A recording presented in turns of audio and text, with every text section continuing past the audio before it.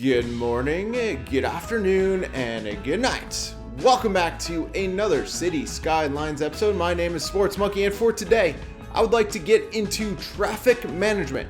I'm going to show you the top 5 tips on how to manage your City Skylines traffic. So for my first tip, it's the most common tip that you've probably heard or seen or it has been talked about. It is TMPE Traffic Manager. It is on the City Skylines Steam Workshop. And this is the #1 tip that I have for everybody because it's probably the most common and the most, everybody knows about it. So I just wanted to get that one out of the way. So on the right hand side, you can see over here, we have traffic and every single car, bus, everything is staying in one lane. To the left, you can see that we have trucks and cars moving across literally 4 lanes. So this this lane management, if I click over here, you can see the lane connector. You can see that there is lane management done to this highway entrance, and this highway exit does not. So clearly, this is one of the main issues that City Skylines Traffic AI has, is that it is not great at managing lanes. So City Skylines Traffic Manager, you can do other things like get rid of parking, control the speed of the highway, and a bunch of other things. But the main thing that I use City Skylines Traffic Manager for is for lane connection and lane management. Okay guys, so for tip #2, I want to get into roundabouts, but first I want to show you guys something right now. So if I click to the left in our normal tool belt, this is in the vanilla City Skylines game, you could see a couple different things. You could see an extremely dark road, like dark red road, extremely dark red. Then above here we have orange, and then we have kind of lighter orange, and then it gets over to green. So if you look at the template to the top left, traffic, the green means low traffic, and clearly you could tell there's literally no traffic on this road. All right, and red means standstill, red, pretty terrible, not great. So why am I bringing this up for tip #2 and roundabouts? Well, let's get to one of our roundabouts and just see the difference.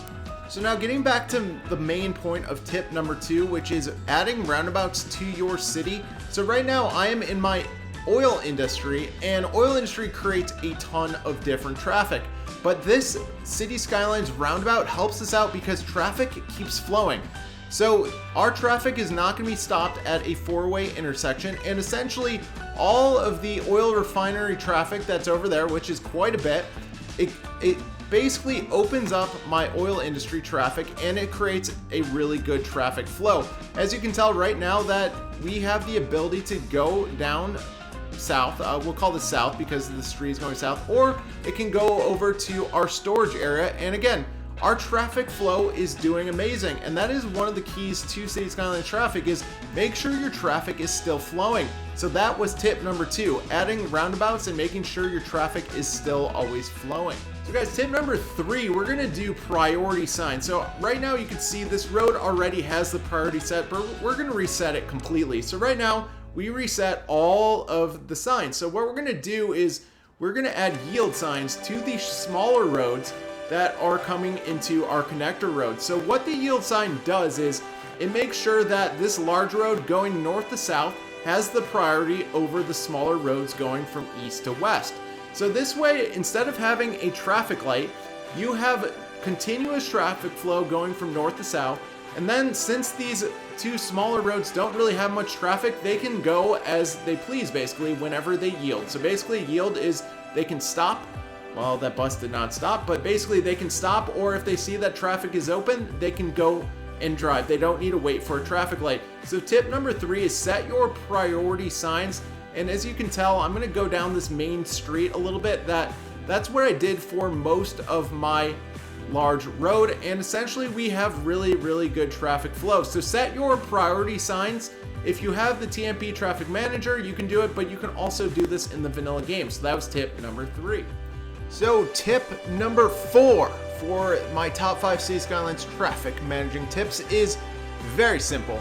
What you can see is we have quite a few districts, and I guess we have something burnt down over there, but we have quite a few districts. Now what I would like to do is get into some of these policies I have set. So if we go over to city planning, no, we're not talking about city planning plays. But if we go to city planning, you can see to the right, I've identified 3 different policies that I wanted to put in place. So the first one is heavy traffic ban.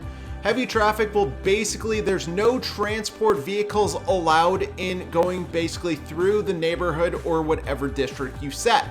Then encourage biking is making sure, like, we know that Sims do like to walk, but you know, encourage biking will enhance that even more. And so less people will actually use their cars when trying to get from point to point. Then the last one is Old Town policy. It's actually very similar to heavy traffic ban. Only residents and businesses are allowed to use their motor vehicles in the given area. So the reason why I bring up those policies and why they are so important is because you want to make sure that you're keeping your main traffic, your heavier vehicles on your main roads. So we go back to the policies that we just went over, and you can see the districts we have in place. I'm going to zoom out a little bit. For the most part, we left these large roads wide open, and basically we want all the trucks, we want a majority of heavy traffic to use these large roads. And basically our districts were created so we didn't have those large trucks going through and using it as a main way of getting around the city.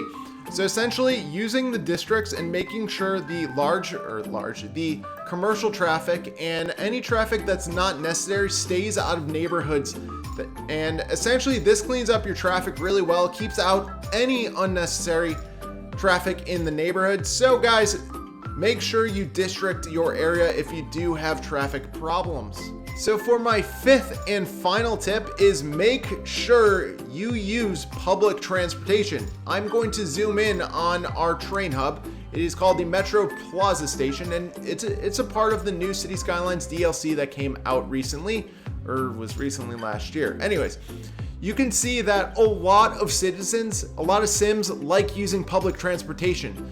So when in the last tip, we encourage biking, and they can always bike to a metro station or just bike around to your nearest bus station. And again, that helps lower your traffic significantly.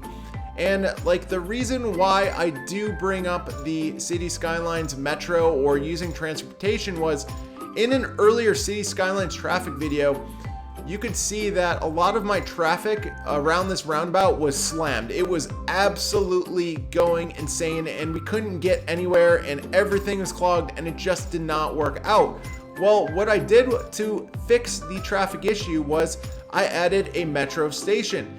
And this metro station was for this neighborhood in general. And I am currently searching for it. There it is. And this metro station currently has 277 passengers going through it. But the nice part about using the public transportation is that it cleared up all this traffic around the roundabout and basically enabled people to bike to the metro station and take the metro line to wherever they needed in the city. So guys, thank you guys for watching my top 5 City Skylines traffic tips and tricks. If you have any of your own tips and tricks, please let me know in the comment section below. But thank you guys for watching. Have a great rest of your day.